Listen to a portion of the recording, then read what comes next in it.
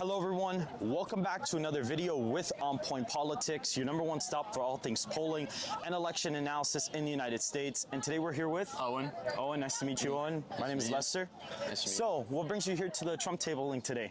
I love talking to people and speaking. I feel like to be a great nation, we have to have that dialogue. And I've been to different super far left, super far right, everywhere in the middle, and just having those conversations and accepting we're both people. And we might have different beliefs, might have the same beliefs, but that's how we get to a good point in this nation. No, yeah, 100%. I think it is very important for us to have a dialogue because I feel like that's missing a lot of these days with a lot of political discourses, and things are getting really divided. So I think it's very important to have those hard conversations with people because if we don't have those, it's going to ultimately end up being the end of us as a nation. So what would make you interested in either candidate? So like right now, like who are you leaning more towards in voting in the general election? I would definitely say I'm leaning towards Donald Trump and J.D. Vance. Okay, so can you explain to me why exactly would that be the case? I think it comes down to transparency and what I see as corruption. And I think Donald Trump is more transparent than the left has been with the candidates and who's the candidate. It's not really clear who's running the nation right now. They say it's Joe Biden. There's a lot of influence from other people. I don't know if I were to vote for Kamala Harris, I don't think I'm voting for Kamala Harris. I think I'm voting for someone who has ties to D.C. And that's what scares me generally, because that's how corruption happens when you don't know who you're voting for and they're puppeteers. And I think Kamala Harris is more of a puppet. And then there are also just the facts of it. The economy was a lot better 4 years ago. So like your biggest issues are establishmentarian issues and the economy, I could say. Those are like your core big ones based off what you told me. So you feel like Kamala Harris isn't authentic and she is sort of like a part of like the deep state and stuff like that? Yes. So can you explain to me why exactly you feel that way? What does Kamala Harris do that makes you think she's a part of the system? Well, it's that she just became the nominee. No one voted for her. They say Donald Trump is a threat to democracy, but no one voted for Kamala Harris, and somehow she's on the ticket to be the Democratic nominee. And one day, the sitting president just is gone, and you don't hear about him anymore. And now Kamala Harris is the head of the organization. It's like she's vice president. There's not a lot of transparency. Days before the president was cooed out, they said, "Oh yeah, he's fine. He's in a normal. His mind is okay. He's not suffering from dementia." That's just lies. And then he's gone, and you don't hear from him. Right. So you do believe there was some sort of like coup that ended up happening on that day that kind of removed Joe Biden from, you know, the position of running for president, and now you kind of feel like they unfairly inserted Kamala Harris, and it wasn't like a democratic process, which is pretty ironic because they do say Donald Trump's a threat to democracy, but arguably Donald Trump right now is actually the democracy candidate, even though we're really a constitutional republic. Right now, he really is the democracy candidate because he actually got elected to his own primary. Kamala Harris was kind of inserted by party elites, and what's very interesting, according to Mark Halperin, Joe Biden didn't even want her to endorse her in the beginning. He wanted an open convention, and then a lot of people close to him and the Harris campaign were like, hey, you need to endorse her because it's going to look really bad if you don't. And then he just kind of ended up endorsing her and decided to between the Thursday before he dropped out and the day he actually dropped out.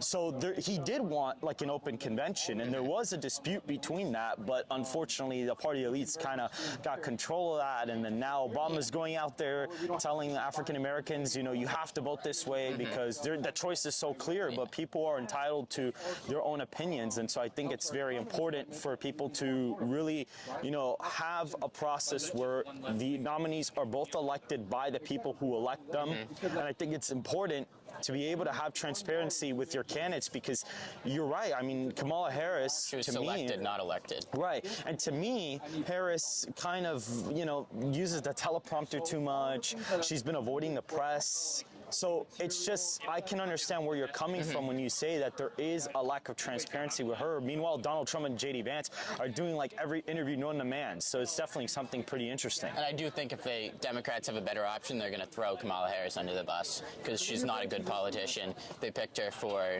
certain reasons because of the color of her skin and her gender, which I think is wrong.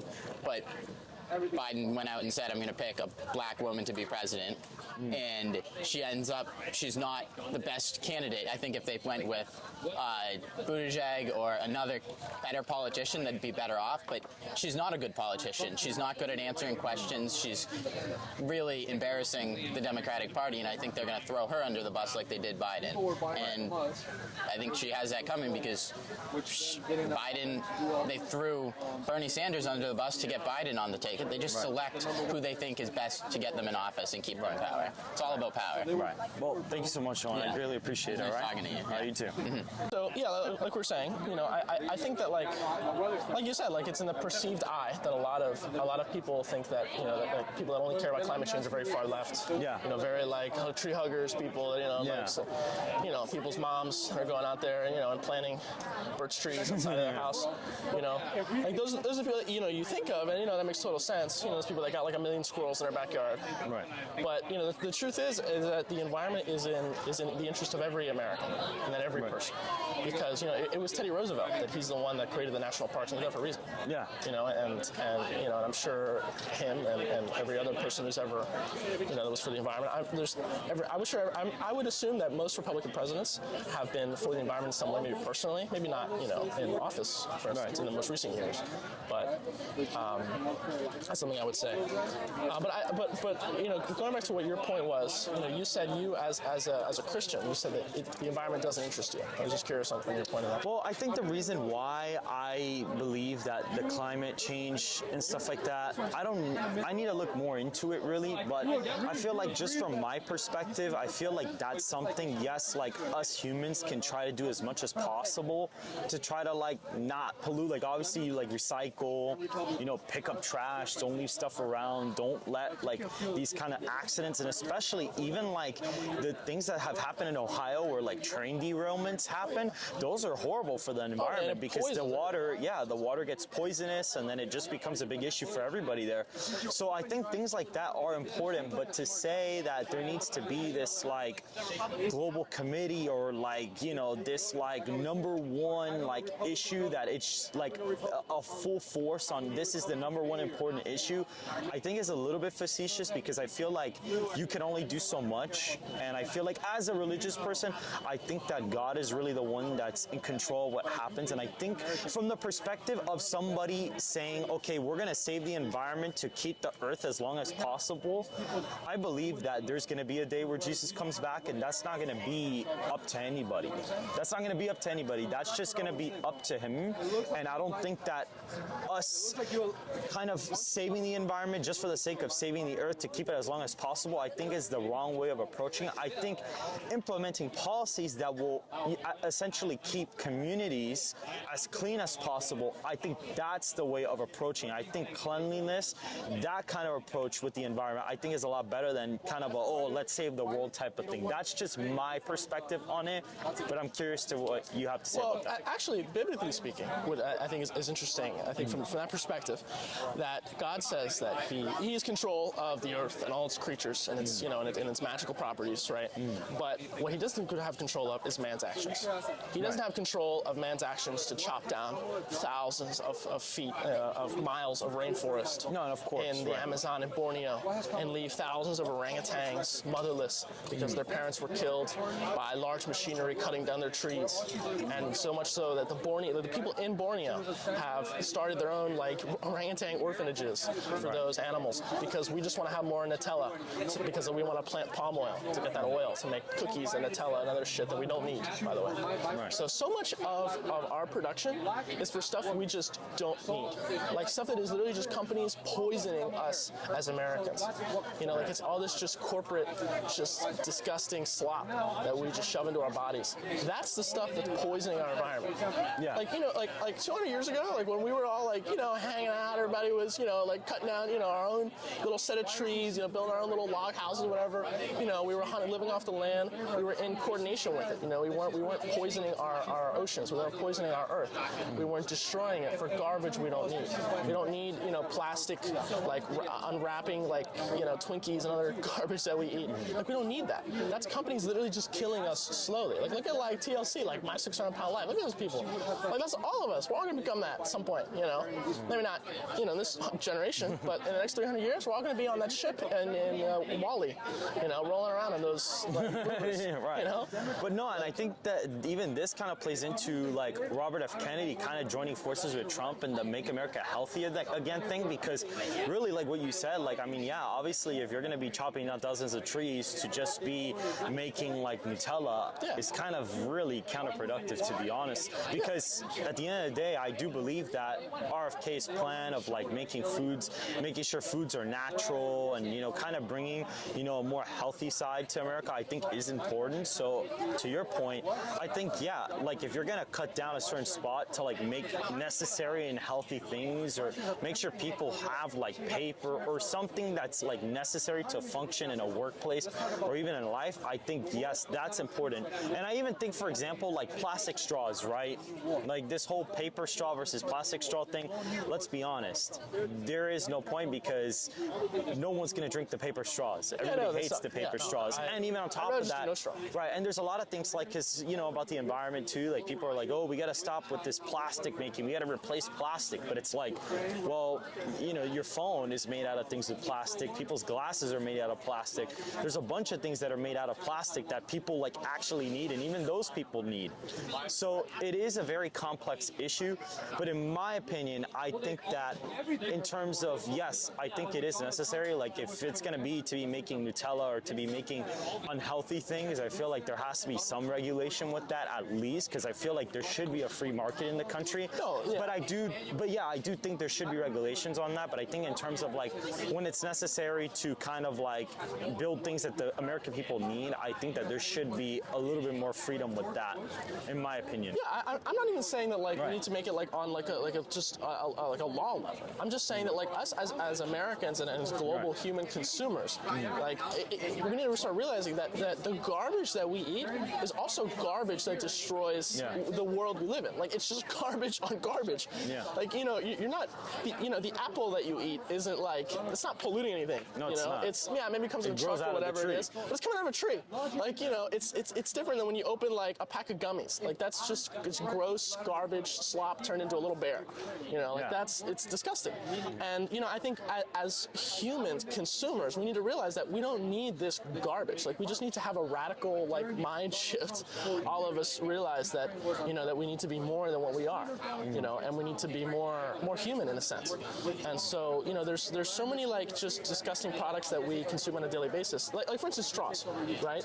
Like we're not babies. We don't need sippy cups. Like I try as much as I can. Me personally, I don't always, but I try to not use a straw, because straws are just, for one, it's something that just like, how many straws do you see at the beach? I want to walk at the beach and not have to step on garbage. I don't have to step on caps from plastic bottles. I don't want to have to step on straws, wrappers for straws. Like that's gross. It's just gross. It's disgusting. It's unappealing, right? And so I think like and I think about that every time I go to get soda or whatever it is, and if I'm having like a burger somewhere or whatever, and I go and I take my cup and they're like, oh, do you want a straw and cap? I'm like, no, don't give me that garbage. I don't want that. I just have it with ice, like that, like how it was intended to be. Just every Coke commercial, you see they have a nice Coke in front of you and a nice glass, thing or whatever it is. There's no straw. You don't need that. There's so and that goes for so many products. Like I feel like just Americans in general, Democrat, Republican, whatever you are, like recognize that these products are these excess products are totally unnecessary. And there's no legal change that needs to happen. It just needs to the American just needs to realize that. If we can all get together and vote for a candidate or whatever, we can easily make smarter decisions on the individual level. Well, I mean, yeah, that's true too. And I think with that, I feel like, with straws, I mean, I don't really think, and obviously I don't think that we should ban straws. No, I'm not saying that. No, yeah, that's dumb. But I think, I think it is important. I feel like, honestly, I like straws. I just like if you do. So I do think that with that, it's more of a mindset change where people really should be picking up for themselves and things like that. So I think that's where that really plays into it. But this really is like representative of like the whole Make America Great Again with the collaboration of Make America Healthy Again stuff. This is like what Robert F. Kennedy joining Donald Trump like really has actually brought to the forefront, in my opinion, at least in like the current political spectrum. And it's funny because a lot of people that were MAGA or are MAGA, they like RFK Jr. I liked RFK Jr. even when he was running against Trump. A lot of Republicans do. I think that's a general consensus. I think even Donald Trump has even He even went on record, I think, recently in some podcast he was on. No, yeah, and he likes him now that he endorsed him. But I'm even saying, right. But I'm even saying, like, even before that, like, I liked Robert F. Kennedy Jr. even when he was running against Donald Trump, because to me, at least in my opinion, like, I could see his concerns about like the environment and things like that were genuine concerns, not him being on this like, you're not, because with Greta Thunberg, like, let's be honest, man, like, she goes around telling people, oh, do better, and then she's on a private jet that spews a bunch of pollution. It's ridiculous. You know, like RFK, he grows his own stuff. He keeps himself healthy. So I find that as a genuine concern for the environment, as whether Greta Thunberg is just kind of going around just spewing garbage and then like just going on her private jet and flying around. If you're gonna say something, when he's feeding crows, right? You know, So that's just kind of my take on it. But I really appreciated this conversation. Yeah, thank you. Yeah. What's your name? Hunter Sosa. Hunter Sosa. Nice to meet you, man. What's up, man? What's your name? Max. Max. Nice to meet you. Yeah, nice to meet you. So, what is your like most important issue like heading into the 2024 election? I'm more into like state and local races than the national. So like I've been looking at the local candidates. Okay. I've been volunteering out in the Seminole County for one of the candidates, but I'm voting here in Orange County. So. Right. Okay. So who would you say, like from your local representatives, who would you want to? What qualities are you looking for in those people that would make you interested in voting for them, regardless of party? So, you know how like there's some candidates who like even though they're running for like a local office, they're like talking about like things like immigration and other things that are more nationally focused. I'm looking more for a candidate that's like actually running on local issues.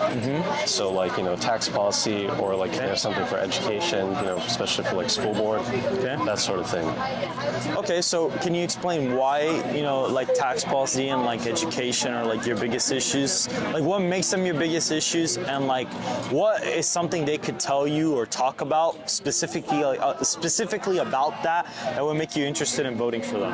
Well, it's not really that they're my biggest issues. That they're my biggest issues for the state and local candidates, because they're not going to pass a law that really affects immigration. That's more like maybe the governor will do something, or maybe our representatives in Congress. The state and local people will be more like how much are we going to fund the police departments, or like how much are we going to pass county ordinances, that sort of thing. Right. So that's what I want them to talk to me about. I know they're having a town hall tomorrow. Yes. I think that's the congressional candidate. Yeah, the congressional candidate who's running against Maxwell Frost. So like him, I want to hear him talk more about things like immigration and more national issues, because he's running for national office. Right. That makes sense. Right. So right now, you wouldn't say you're necessarily focused on like the national candidates right now? Yeah. Unfortunately, I think we're probably going to lose, or the Maxwell Frost is probably going to win the local race, or the congressional race. And then Florida, I think, is going to go for Trump. So I don't really see my vote as counting that much there. And even if it did, like, nothing they're going to say is really going to change my mind. Right? Well, I think that's not a good mindset to have, because a lot of the times people will think, oh, my vote doesn't count, oh, Well, I mean, I'm still going out and voting. Right, yeah, of course. But I think that's... like, if I'm already voting Republican on national, there's not really anything in particular I want them to say to me. Okay, but I do think it's like not the best mindset to have of like, oh, it doesn't really matter, like my vote doesn't really count at the national level, because that's what happens. That's what happens when certain states flip by surprise. Really, no state is guaranteed to go to either candidate, but certain parties have better operations in certain states. They've been able to kind of register more voters in certain places. Like, for example, Scott Presler in Pennsylvania, he is running it up there with Republican registration. If they keep up for the next 10 years, they're going to make Pennsylvania like a lean Republican, likely Republican state, because they've essentially closed the voting registration between Democrats and Republicans in half already. party. So he really has put in a lot of work. So to say that, oh, your vote doesn't really count isn't really true. And that, I think a lot of people don't have that mentality of, oh, my vote doesn't count, because now you've had it go from an 80,000 vote edge for Democrats in voter registrations to a 1 million vote edge for Republicans in Florida. So I think having a mindset of like, no matter what happens, your vote will always count, and it should always go to the person that you think is best suit, I think is the right mentality to have, even if we're in a state that's not necessarily competitive. Because like in 2016, like it would have really made a difference. Now this year, Donald Trump, I think, is probably going to win Florida by like 11. So yes, it kind of, it is sort of baked into the cake already. But I think always having the mentality of, okay, my vote always counts. My vote is always goes to the person who deserves it out of the candidates that you think are best, or out of the candidates that are presented, I think is the right way to go. I mean, I'm still going to be voting. Right, yes. It's just that I haven't put as much time into like following the right, campaign. because you're already like, oh, I'm voting for I already Trump. know how I'm going to vote. I already think, I have a pretty good idea who's going to win. Right, okay. I already know like how I'm going to vote on those, so I'm spending more time following the local candidates. Okay, and that makes sense. But let's say for like 28, if you were voting on like a Republican primary, because that's when it's really going to make a difference. I was following the Republican primary here until all the candidates except Trump dropped out, at which point I stopped following it entirely. Like, does that make sense? So, who would you, so let's say this. So Vance, what do you think about Vance running in 28? Yeah, I thought he did really well in the VP debate. Okay. So, I haven't really looked that much into him, like, what he's done as a senator, because as I said, I'm not really following that race so much. But, he seemed like he could talk pretty well. I know there's been, like, weird media stories, but again, I haven't really looked at them. Right. But out of all the, so like the 2024 primary that just happened right now, who were you like leaning your support towards during that I was race? leaning towards Haley. You were leaning towards Haley? I don't, personally, I don't like President Trump as a person. Okay. I like some of the things he stands for, but like I don't think he's a good person generally. Okay. And I know there's a lot of people who think that. So I was leaning more towards Haley, but obviously if she dropped out, Right. There's no point. So what was your appeal to Haley exactly? Was it because she was promoted as like the second place candidate, or was it something that she said, or what exactly was it? So, a lot of her policies were close to Trump's. Like she served as the UN rep under Trump, right? So especially in foreign policy, I think she'd be strong on that. Well, I think, in my opinion, she may be a little bit too strong on foreign policy, but yeah, I mean, she's not perfect. None of them are. Right, of course. But I definitely think it's more so that I didn't really like Trump if there was an option other than him. I see. So it was more like a sort of like a protest vote, kind of in a way. Kind of. My opinion on Haley is that she, to me, was kind of put out there as like a puppet kind of candidate to beat Trump. And I also think, too, that she had a lot of really big donor money behind her that I just felt like was kind of strange. And then I felt like, to me, she was very too much pro-war. And like what Vivek pointed out in the debates, he was like, oh yeah, she can't even name like places that she wants to send your kids to. It's like, if you're going to be a pro-hawk, pro-war person, at least know where you're going to send people's kids to fight in war. Like actually have the vision in your head. If you don't know where they're going to go to, then what are you talking about it for? So I think, to me, she was like unnecessarily pro-war. And I think that like right now, especially with everything that's going on with like Israel and, right now Gaza and Palestine, and as well as, Ukraine and Russia, to me, I don't see it as like who wins and who doesn't, because I think that's a very facetious way to look at it, because there's never really a good guy or a bad guy in wars. I just think that all wars have to stop, that the U.S. has been meddling in. So like we've been giving endless foreign aid to people across the seas, and I don't think that's right. And I feel like Haley would have kind of continued that in a way. I don't really think she would have been opposed to doing that kind of stuff, because I think that a lot of both Republicans and Democrats are in the industrial complex, the military-industrial complex phenomenon. So that's kind of my stance on her. That was why I wouldn't have really voted for her. If I didn't like Trump, I wouldn't have voted for anybody. But I still liked President Trump between all the candidates, and he had a record that I could look back on and say, okay, he already has a record of the economy. And DeSantis was in the race, and he's our governor, but I didn't really find any appeal in DeSantis as a candidate because to me, he felt way more awkward on the national stage. Yeah, he is kind of weird when he gets up there and talks to people. Well, I think he was misled by the wrong people to run right now. I think they thought he had a chance, and I even knew that he probably didn't have a chance. He didn't make it close at one point in the primary, but when he announced this, when he went downhill, it was just bad timing. He could have waited till 2028 and probably even would have had a second place runner-up to Vance, or could have even been the VP candidate, really, to be honest. I think if DeSantis hadn't ran, he would have ended up being the VP candidate overall. Awesome. But yeah, so it was nice talking, man. Nice to meet you. All right. So what's your name? Michael Costas. Michael, nice to meet you, man. My name's Lester. Lester, nice to meet you. So, who are you leaning towards this election and why? I'm voting for Jill Stein of the Green Party. Okay. Because she aligns most with my views, and my hope is that eventually the Democrats will be too scared of avoiding the progressive left with their policies that they actually change their stance and don't make us vote for third party. Because the Democrats are always like, if you vote for third party, Trump's going to win. And I'm like, well, if I can't vote for you because you suck, then you better earn my vote. And I think that not. I actually had a conversation with somebody earlier. I think it's important for the candidates to earn people's votes and not just be like, oh, if you're voting third party, you're throwing away your vote. I don't think that's throwing away your vote. I think if somebody wants to vote third party, they have the choice to. For example, if the election was like Biden versus Haley, I probably would have voted for Robert F. Kennedy, for example. So let's say, okay, so right now, like between the two general candidates, what are like the main reasons why you wouldn't vote for either of the two major party candidates? my first reason is more of a personal reason, and that's healthcare. Okay.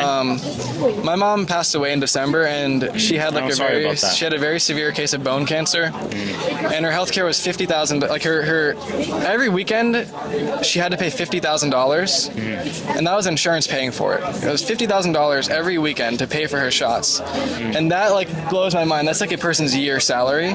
Right. And it seems to me like both the Democrats and Republicans have just been bought out by the healthcare companies. And Trump had 4 years. The Democrats have had 4 years before that. And you don't feel like either candidate has put up. They didn't. Right. It's healthcare is incredibly important to people. That's how like if people get sick, they can go bankrupt for life. Right. And like to not put that on the front for people, it's just kind of sad. Right, and I see that. So, for Kamala, we were talking really quick off camera, and you said something about her not being her being an empty suit. Can you go into that a little bit? Nobody wanted her in 2020. Nobody voted for her this year, and she has just been pushed in by the oligarchs who were too scared that Biden would lose. Right. And now she's there, and I don't know what she's laughing about all the time. I don't know what she's so happy about. Right. I'm sure you and I agree, like the country is falling apart, and they're just acting like everything's happy. Everything's all fine. Right, when it's really not. And I think it's interesting because us being on different sides of the political spectrum, we both don't like Kamala Harris. Most people don't. No, and a lot of people really don't. Yeah, that's her problem too. And it's funny because even compared to Joe Biden, she's got a really big problem because even in 2020, I didn't support Joe Biden in 2020 later on in the cycle, but he was likable that year. Yeah. She's not a likable person. Yeah. Even in some ways, he just seemed like a edgy old grandpa or whatever that was a little bit iffy here and there. But obviously, as it went by, it became very apparent that he does have some sort of mental deficiency, and they removed him. I don't think that it was the right thing to do because they made it seem like it was his decision, but we both know that it wasn't his decision. And what bothers me is is, like, I think Kamala's better than Trump. I'm not voting for her. But, like, the Democrats that go out there and are, like, waving her signs, she did nothing. Like, you can think one candidate is better than the other, but, like, if she didn't even have a policy page out and For, she like, a just month and a half, right. became a nominee and all of a sudden you're like, go Harris, like, for what reason? Yeah. She doesn't deserve that support. She is an airhead. You Right. know? So like you would have voted for Joe Biden in 2020. I voted for third party in 2020. Oh, you as well. voted for third party. So like, which is like one of the last Democrat candidates you probably would have voted for?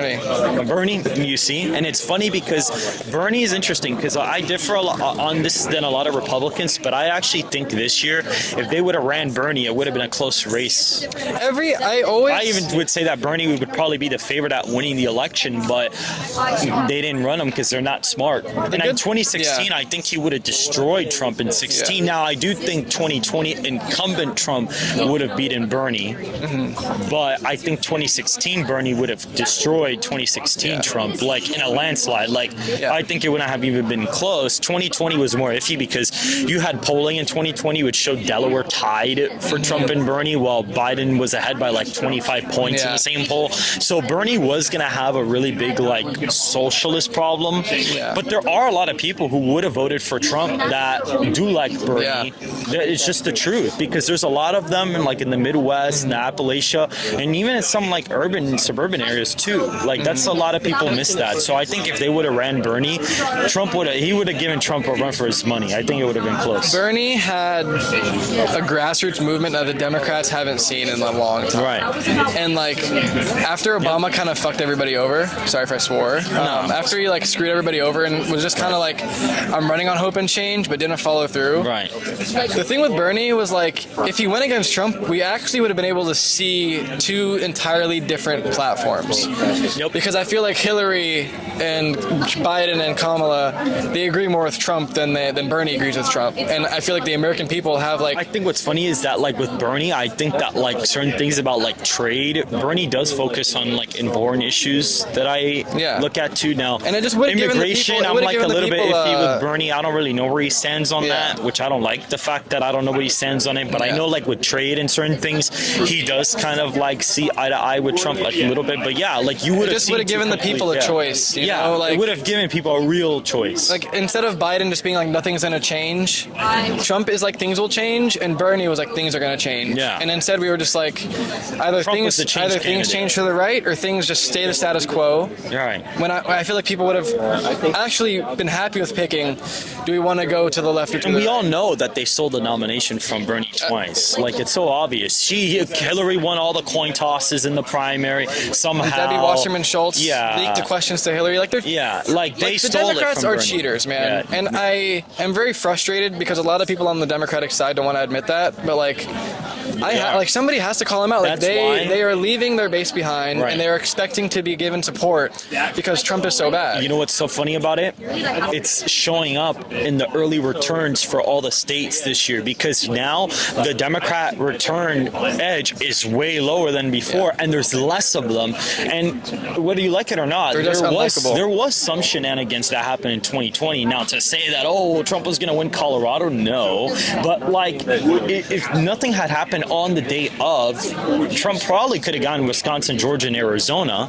That I think is true, because out of all the places that certain things happen, those are the states that were the most prevalent in that. So what's happening now is they believe that all the ballots they got were like, because they got people to request ballots, and those are the ballots they used to do what they did. But now certain state laws change where now the person actually has to request it. Certain people may not want to request one because they're just not interested in voting. There's a lot of first-time 2020 voters that are not voting now. Yeah. Or they're going to vote. There's a lot of people that are voting for Trump now. Yeah. The Democrats, I feel like, actually could have picked up. They could have. I mean, if they had a genuine primary, there could have been a potential for a close race, but I do see Trump actually winning a lot of the swing states pretty easily. I think, I got into the election, when Biden was running, I'm like, Biden's going to lose. And then Kamala, when she picked him once, I was like, she has a slight chance of getting the white working class, which the Democratic Party has really abandoned. Hillary started that trend where it's like, we're gonna forget the white working class. We're gonna forget the struggles that they have. They're all deplorables. Trump was like, and that's the thing. The Democrats are like, everything is great. No, there's a rage and a insecurity that people are feeling economically. And it's not even. And Trump was able to tap into that, and Bernie was able to as well. And if the only person tapping into that is Trump, then he's gonna win. Right, You know, and it's not- even it's now not- it's he's not hard. tapping into that too because the anger is back. But it's not even just that. It's a problem with people in college campuses and younger people can't afford a home now. Yeah. That makes it even worse. So it's the man. populist We agree on that, movement yeah. on top of the regular 18-year-old or younger millennial saying I can't afford a home or I can't afford things right now. So it's the combination of both that I think is really going to kill Harris. But this was a great discussion, man. Yeah, of course, man. I'd love to do it again. Yeah, of course. If you guys did enjoy this video, make sure to hit the like button to subscribe if you want more content just like this. And I will see you guys in the next video.